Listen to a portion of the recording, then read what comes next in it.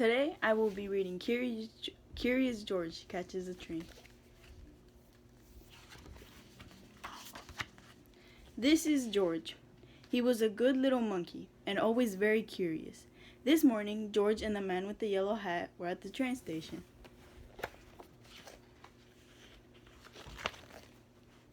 They were going on a trip to the country with their friend, Miss Needleman, but first they had to get tickets.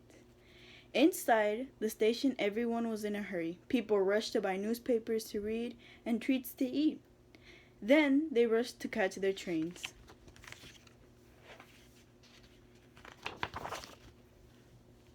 But one little boy with a brand new toy engine was not in a hurry, nor was a small crowd next to him. They were just standing in one spot looking up. George looked up too. A station master was moving numbers and letters on a big board. Soon the station master was called away, but his job did not look finished. George was curious. Could he help?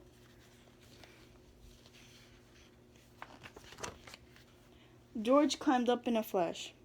Then, just like the station master, he picked up a letter off the board and put it in a different place. Next, he took the number 9 and put it near 2. George moved more letters and more numbers. He was glad to be such a big help. "Hey!" yelled a man from below. "I can't tell when my train leaves." "What platform is my train on?" asked another man. "What's that monkey doing up there?" demanded a woman. She did not sound happy. The station master did not sound happy either. "Come down from there right now," he shouted at George.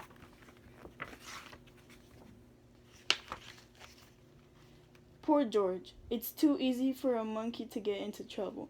But luckily for George, it is also easy for a monkey to get out of trouble. Just then, the guard shouted, "All aboard!" A crowd of people rushed towards the train. George simply slid down a pole.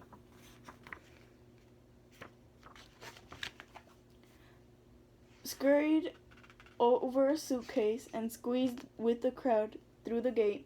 There he found a perfect hiding place for a monkey. The little boy with the toy engine also ran through the gate. "Look, Daddy," he said, "a train!"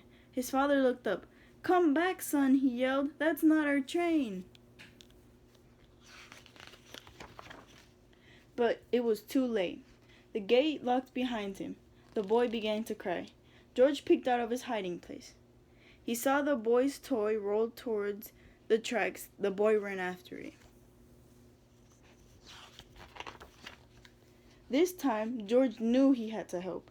He leaped out of his hiding place and ran fast. George grabbed the toy engine before the little boy came close to the tracks. What a close call. When the station master opened the gate, the boy's father ran to his son. The boy was not crying now. He was playing with his new friend. "So there you are," said the station master when he saw George. "You made a lot of trouble on the big board." "Please don't upset him," said the boy's father. "He saved my son." The people on the platform agreed. They had seen what had happened, and they clapped and cheered. George was a hero.